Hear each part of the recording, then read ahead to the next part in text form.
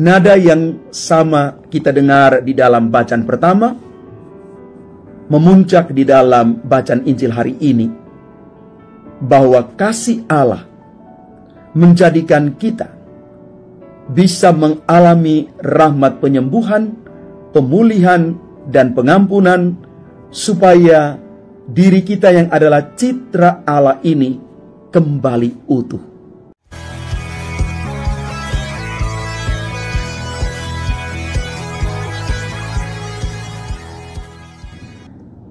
Salam Bapak Ibu, Saudara dan Saudari, sahabat-sahabat garam dunia yang terkasih.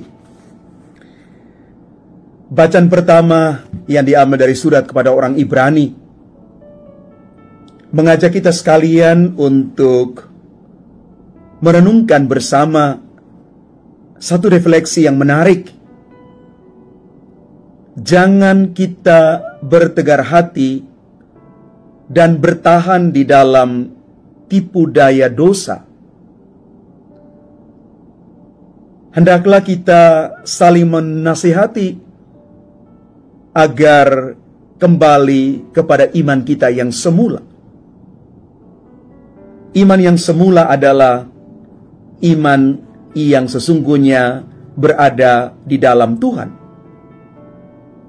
Tetapi karena tipu daya kuasa jahat dan juga kecenderungan diri kita untuk meninggalkan jalan yang benar, biasanya kita diikat oleh tipu daya dosa yang seolah-olah kelihatan baik, kelihatan menyenangkan, memberikan kita kenyamanan di sana.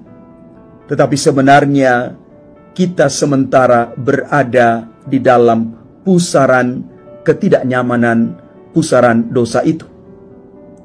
Maka hendaklah kita kembali dan kita belajar untuk saling menasihati satu sama lain. Ketika kita menasihati satu sama lain, yang menasihati hendaklah dia menasihati dengan semangat kasih, dan yang menerima nasihat juga bisa dengan kerendahan hati menerima itu sebagai cara Tuhan untuk mengembalikan kita ke jalan yang benar, untuk meninggalkan kelemahan dan dosa-dosa kita. Dan di dalam bacaan Injil Markus hari ini, kita boleh menyaksikan kembali penyembuhan penderita kusta, membuktikan bahwa Yesus itu dapat menyembuhkan berbagai macam jenis penyakit, baik fisik maupun psikis. Dia tidak pernah merasa jijik terhadap kelemahan kita. Tuhan tidak pernah melihat kelemahan-kelemahan kita sebagai sesuatu yang membelenggu diri kita dan tidak bisa keluar dari belenggu itu. Karena dia datang sebagai penyembuh agar citra Allah di dalam diri kita itu kembali utuh. Nada yang sama kita dengar di dalam bacaan pertama, memuncak di dalam bacaan Injil hari ini, bahwa kasih Allah menjadikan kita bisa mengalami rahmat penyembuhan, pemulihan, dan pengampunan, supaya diri kita yang adalah citra Allah ini kembali utuh. Bapak, Ibu, Saudara, dan Saudari, umat Tuhan yang terkasih.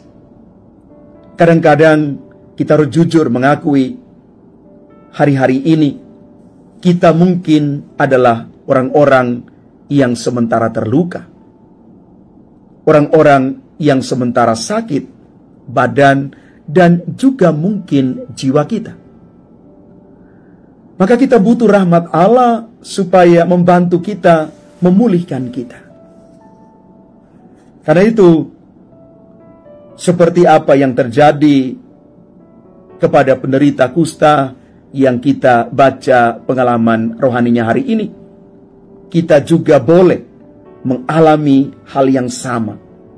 Tetap datang kepada Tuhan sebagai orang yang punya kerendahan hati yang luar biasa, sehingga kita juga boleh mendapatkan kesembuhan dan pemulihan dari Tuhan sendiri. Dan ingat Bapak Ibu, saudara-saudari yang terkasih, kita adalah citra Allah. Akibat dosa dan kelemahan, kadang-kadang kita jauh dari Tuhan. Mari saatnya kita kembali kepada Tuhan, supaya diri kita yang adalah citra Allah kembali dipulihkan, kembali dijadikan baru di dalam nama Tuhan, karena Allah sungguh mengasihi kita. Santo Yohanes Chrysostomus mengatakan begini, tanpa bantuan doa, mustahil untuk menjadi kehidupan kita itu menjadi lebih baik. Tetap berdoa, tetap berusaha, karena bagi Tuhan tidak ada yang mustahil. Tuhan memberkati kita sekalian. Amin.